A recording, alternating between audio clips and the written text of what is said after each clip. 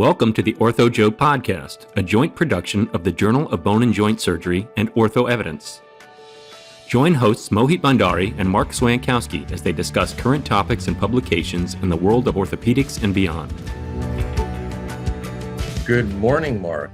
I'd like to ask you how you're feeling, but I have a general sense from our pre-recording chat, but maybe I'll let you introduce how you're feeling until they do the rest of the group. But nice to see you again. Yeah, it's nice to be seen. It's really nice to have my little granddaughter clock gonging in the background. I hope that doesn't disturb any of our listeners. But yeah, it's winter in Minnesota. There's, an inch or so of snow on the ground. And I've got stupid little moose ice skating coffee cup, with a latte. I have my little snow person, but it is a Tim Hortons cup, for those who know. So and for those who don't, it is a red Tim Hortons cup. Yeah, that's right. The colors are so bright. I'm right in the middle of experiencing a little bit of the medicine that we often prescribe. Oh my goodness! 9 days out from a knee replacement. Mm-hmm. Enjoying every moment of it, as you can imagine. It's the easiest thing ever. Well, they say it's a wonderful procedure when you look back at it. When you're in it, I'm sure it's different. I'm sure it's very different. Yeah, no, it's good. But I've been home, not shaving, as you can see. I noticed that. Yes. Yeah. You've got a very distinguished look. Back when I was 15 or 16, I tried to grow a mustache, and my father said, "Oh, that's a football mustache." And I said, "What do you mean?" He said, 11 on a side. I like that. Yeah. Oh, that's funny. Well, today, Marc, we're going to try to distract you, even if we can for a few minutes, with this idea of creativity. Get your creative juices, I guess, percolating, so to speak, pardon the pun. But we have Alex Thabane. Alex Thabane is near completion of his PhD at McMaster University, and he's taken on an interesting topic, which is creativity in surgery. But as you'll find, I think he's thinking creatively much more broadly. Alex, welcome to the Ortho Joe podcast. And thanks again for spending a bit of time with us and chatting with us about, why we need creativity in surgery. And so let me just begin. Before we get into a definition, why do we need creativity in surgery? And what's been your assessment of it? Yeah, well, firstly, thank you, gentlemen, for having me on. It's a pleasure to be a part of the podcast. Why do we need creativity in surgery? Well, I think my goal in this whole PhD work is to is not to convince surgeons, but just to show them what they already know, and which is that creativity is something that permeates every aspect of the profession. If you think about it from the aesthetic standpoint, as far as trying to create things that are beautiful and having outcomes that are pleasing to the patient. But I think when it comes to problem solving, when it comes to innovations, I think surgery is a profession that has benefited a lot from innovations. If you think about the history of surgery, even going back 20, 30 years ago, the advancement of the profession has been benefited by creative surgeons, creative individuals who have kind of challenged existing ways of doing things, coming up with new ways that are more effective and different that lead to better outcomes. And I think the goal of this work is to kind of show people that, creativity is something that we should value. It's a critical skill to the modern day surgeon. And if the profession is going to advance and challenge be able to kind of conquer these new challenges that are coming across in the modern day operating room, I think creativity is going to be a valuable skill for the profession at large. So the one thing, and the challenge that comes up, and I know that when you talk about, in surgery, and you've done some research on this that talks specifically about, testing in some ways through validated measures, the creative potential of our trainees. But before we get to that information, one might argue, a contrarian might argue, the place where I don't want people to be creative is I don't want my surgeon to be creative in the operating room. I don't want my pilot to be creative, and I don't want those of us who are in the military, for example, leading a major initiative to be creative. There's process, right? The same reason there's a checklist for pilots. It's because it's almost like in those situations we have to follow an order. How do you defend that against this thing that maybe surgeons and maybe training is going to be, by definition, making surgeons much more focused on process than on, let's say, being ultra creative? Yeah. How I would answer that is I totally agree. I think for the most part, the standardization of things in surgery it leads to, less variability in outcomes. It leads to higher safety. And I think, like you mentioned, things like aviation, things like military, things like the profession of surgery, standardization is for good reason. And so I'm not kind of advocating for just a helter-skelter use of, let's just come up with new ideas and try things. And like, this is what surgery should be. It should just be this kind of haphazard use of creative ideas. That's not what we're saying. I think what we're saying is that you have this kind of spectrum of creative problems that occur in the operating room. And I think most of them are predictable, and most of them are what we call well-defined problems in psychology, where, they can be solved algorithmically.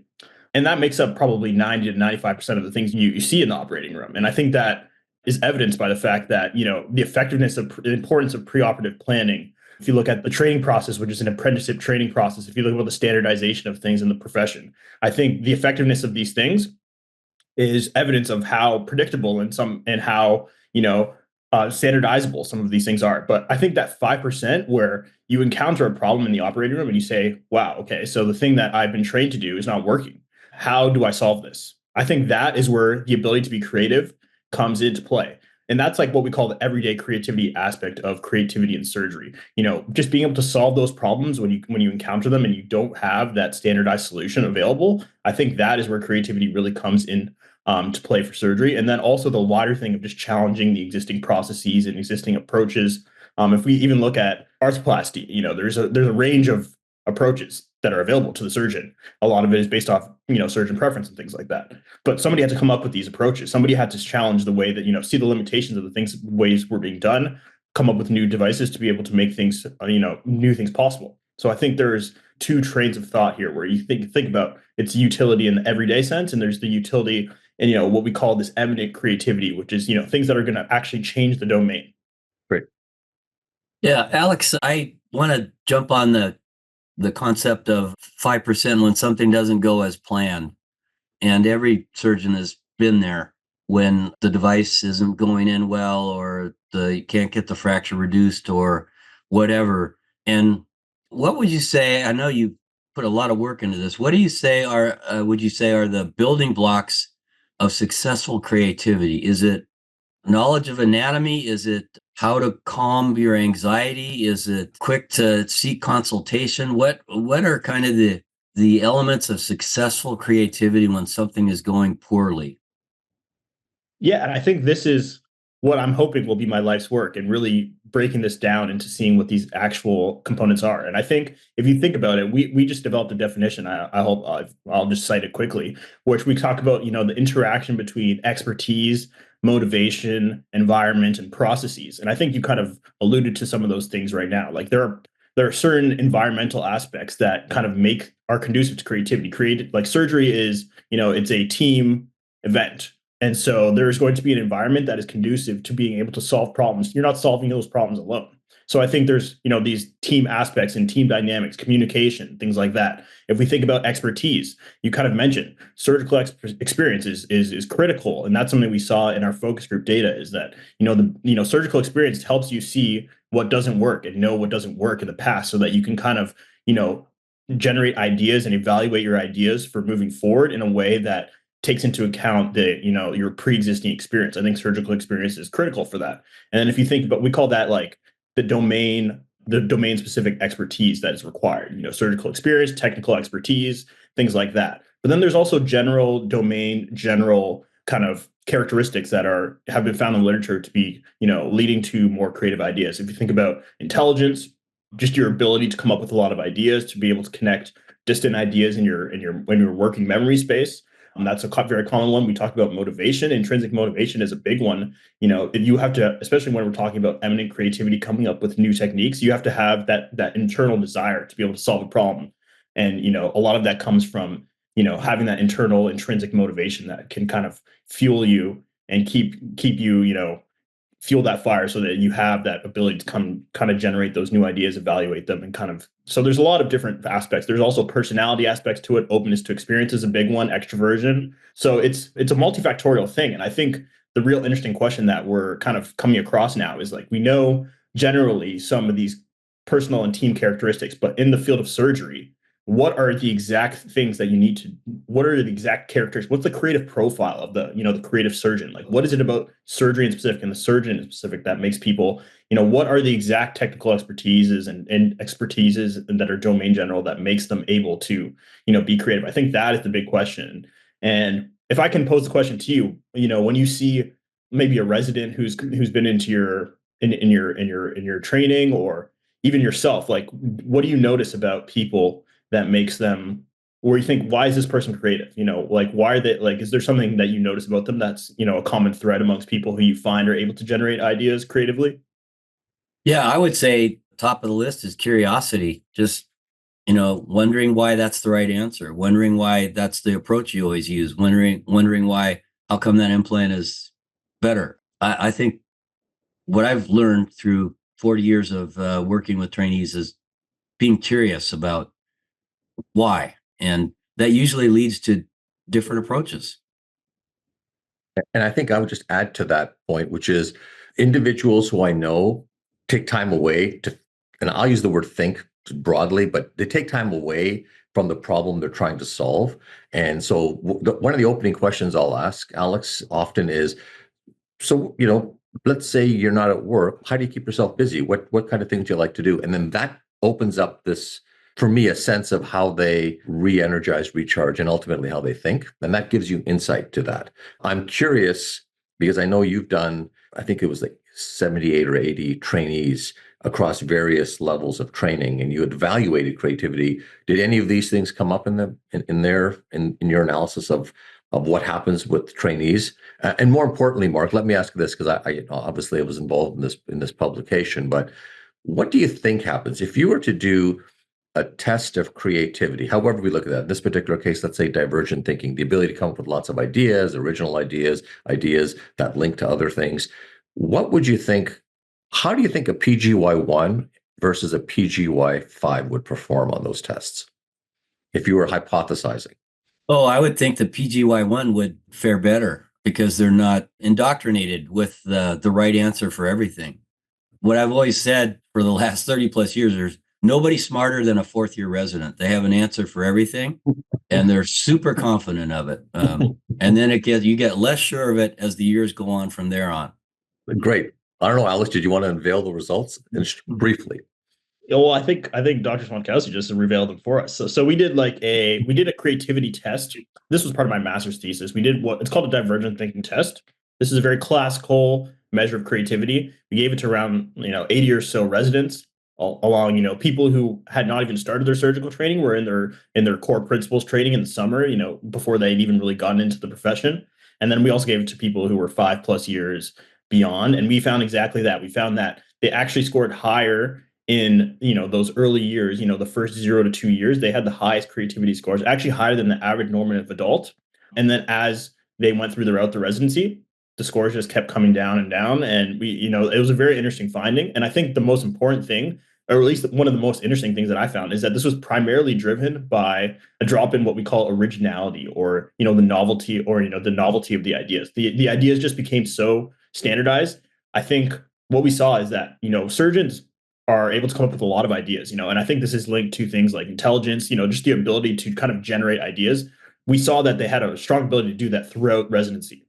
But as they went through residency, the ideas and the originality of their ideas just continued to go down.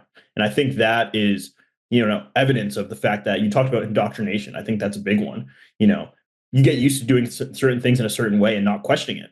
And I think what you said is like that first principles thinking, like, why is this the best way to do it? Is it the best way to do that? I think that there's probably something to that kind of these residents are losing as they go through training. And I think we interviewed some of the highest scoring people, and they said the exact same thing, where they felt like residency is a little bit of this box, and if I want to do well in medicine, I have to find a kind of play the game. And I had to kind of put my creativity to the side. Some of these creative people were professional level cellist players. I think medicine it's blessed with like a wealth of talented people. If you think about the people who try to get into medical school, it's the 95th percentile of individuals in university alone. So you're looking at people who have a wealth of knowledge, experience, dimensionality in their lives. You have the pick of the crop, and it's just a shame that or at least there's some evidence showing that residency and medical training it's so demanding, it's so rigid that these people who have so much to offer are kind of having to squeeze out of them a little bit. Let me ask you this, Alex. When you think about, and I'll say practical uses, so there's the individual use, being more creative in theory should help make a program stronger, should make the individual better, should improve their life, all these sorts of things that are often, they're often hard to measure. There's often surrogates for how you'd measure, the impact of creativity on a program or on an individual. But like, for example, I've heard it time and time again, and we've all been part of groups. Marc, you must have been part of many advisory groups in which you sometimes sit there and say, I wonder how this group was assembled, right? And often it's just haphazardly assembled, or it's through various leadership roles that people get put part of a group. Do you think the same way we think about ensuring that a group is inclusive and it's diverse, could we create a creativity quotient? Could there be something that says, if we want a group to actually come up with good ideas, are there certain types of people that function better to help develop those ideas? And are we measuring that when we're bringing groups together to hopefully, quote, solve the problems that are critical in whatever institution or environment we're in? Yeah, totally. I think that's something that a lot of people are not privy to, and they put together these teams. You kind of select people based off of CV or based off of reputation, and that can act as like a generally good surrogate measure for competency and contribution potential.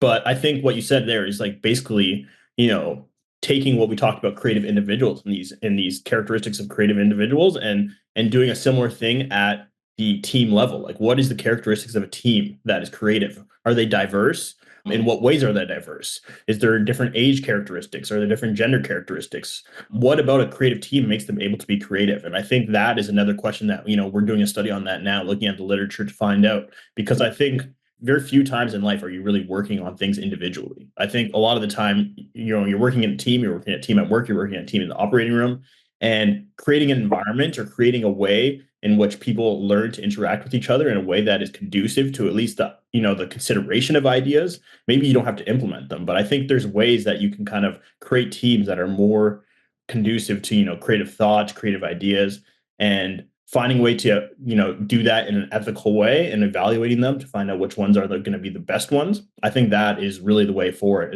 You can see that you can apply that to the operating room, you can apply that to the C-suite, you can apply that to advisory boards. There's an infinite amount of places in which you can apply creative teams, because we all work in teams everywhere. Yeah, Mo, I'd like to just jump in here and kind of make a bridge to the scholarly publication world that we live in now. It's a real challenge when people are submitting original research work that doesn't fit the mold. And to find reviewers that are willing to consider that this might be a legitimate way to approach things can be very, very difficult. I know you're seeing that now, sitting in the chair, sitting in the captain's chair, and it's a real struggle, isn't it? Well, I mean, it gets back to the idea of impact, right? So, productivity is like, you can get lots of papers published. We've seen that in the publication world, but sometimes the stuff that has impact is stuff that is so different from everything else that's been done. And to your exact point, Alex, when you have, I won't use the word indoctrinated, but a belief system that, we already know how this problem works, and you have a community that says, this is how we solve this problem. And you have what seems like an out there idea, that often is very, very hard. I'll put it very simple. Alex, how hard has it been for you in the idea of creativity research in surgery to get funding over, let's say, colleagues I know of yours who are doing implant A versus implant B trials? Yeah, like I'm firsthand experiencing the skepticism and pushback on this. So yeah, I totally agree. And I think it's a function of the system, right? Like, people use these surrogate measures of publication number, and you could turn, I'm sure you guys know, as editors of a large journal, it's very easy to turn publishing into a game where you can just pump papers out and use the given template, and that's fine. But a measure fails to be a good measure when it becomes the target.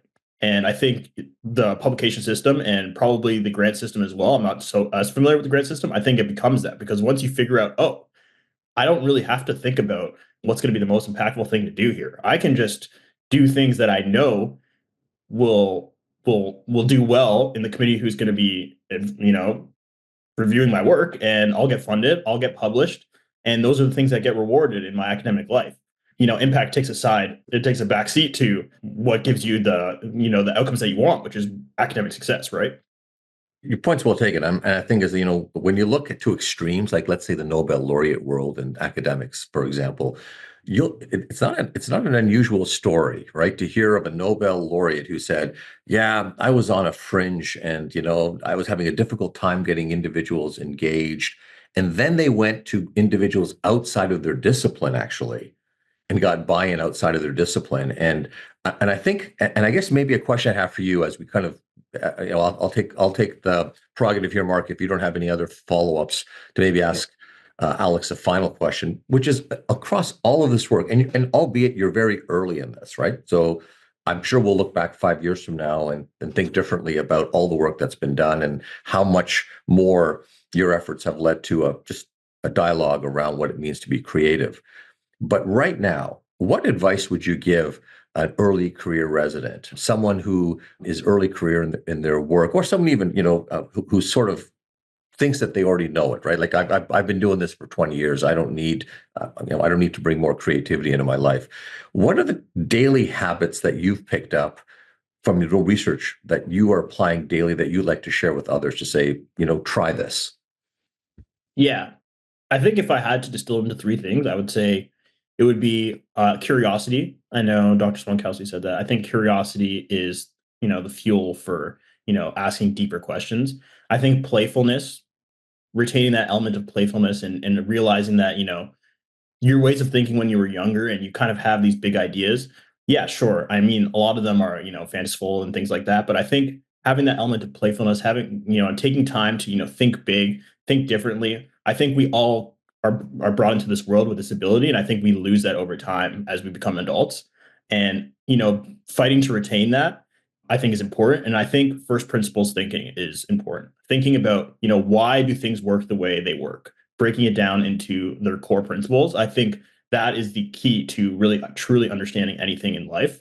Doesn't matter whether you're a resident or whether you're a psychologist or, clinical researcher. If you can truly understand, things from a first principle perspective, it makes it so much easier to think about, okay, I truly understand the fundamentals of this topic or of this procedure. How can I think of a better way to achieve my end goal? And I think that's where, when you combine that with curiosity and the inventiveness that you get from playfulness, I think you can start coming up with ideas that really, change the game. So the actions I think that I'm going to distill from you is continue to ask lots of questions in your day. Go back to when it was like you be in a playground, if that, for those of you who remember being in a playground and just having fun, right? And just like that childlike sense of wonder with the questions you ask, and then don't give up on them, right? What you're saying is keep trying to distill them down to what are the elements of the things that could lead to something interesting. And if you do that as a daily habit, it's going to help us move our own creative potential forward. Is that kind of what I'm hearing from you? Exactly. Wonderful. Well, listen, on that note, Alex, thank you very much for sharing. We're going to definitely want to get you back in a year or so, and when you've got some additional data to share with us. And hopefully you can tell us how we can become even more creative than we are. Mark, as usual, thanks so much, and I want you to rapidly heal up and get back to doing things you love to do. But it's always good to have you on this podcast with us. Very much a pleasure to meet you, Alex, and you're doing really important work, and keep at it, man. Appreciate that. Thanks, gentlemen. All right. Take care.